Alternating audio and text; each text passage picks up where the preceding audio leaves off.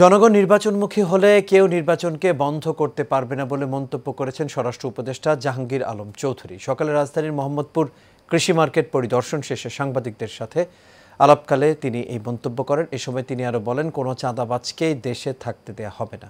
Walid সিদ্দিকীর report. নিষিদ্ধ পলিথিনের উৎপাদন, পরিবহন ও বিপণন রোধে জনসচেতনতামূলক কার্যক্রমের অংশ হিসাবে মোহাম্মদপুর কৃষি মার্কেট পরিদর্শন করেন স্বরাষ্ট্র উপদেষ্টা লেফটেন্যান্ট জেনারেল অবসরপ্রাপ্ত জাহাঙ্গীর আলম চৌধুরী। এ সময় তিনি ব্যবসায়ীদের পলিথিন ব্যবহারে নিরুৎসাহিত করেন। এখন আপনারা যদি পলিথিন ব্যবহার বন্ধ করে পাটের ব্যাগ ব্যবহার শুরু করেন তবে আমাদের কৃষকরা লাভবান হবে। পরিদর্শন শেষে সাংবাদিকদের সাথে আলাপকালে স্বরাষ্ট্র উপদেষ্টা বলেন, বাংলাদেশে কোনো চাঁদাবাজের ঠাঁই হবে না।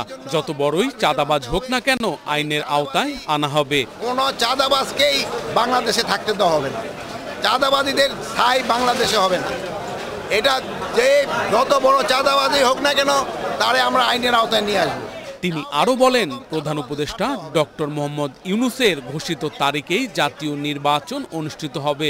জনগণ যেসব নির্বাচনের মুখী হয়ে যাবে কেউ এটার বাধা দিতে পারবে। জনগণ হলো মেয়ে, রাষ্ট্রের ক্ষমতা হলো জনগণের হাতে। জনগণ যেসব চাবে আমি নির্বাচনের দিকে চলে যাব, কারো কোনো শক্তি নাই নির্বাচন বন্ধ করা।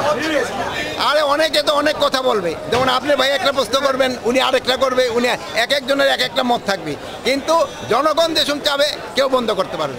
এদিকে সবজির দাম কিছুটা বাড়লেও বাজার স্বাভাবিক আছে। তবে মধ্যস্বত্বভোগীদের কারসাজিতে বাজারে পণ্যের দাম বৃদ্ধি পাচ্ছে বলে জানান তিনি। আমাদের দেশে দেখা যায় যে মধ্যস্বত্বভোগী যারা আছেন তারা একটা কিন্তু দামটা অনেক বাড়ায় দেয়। Walid Siddiqui, Asian television, Dhaka.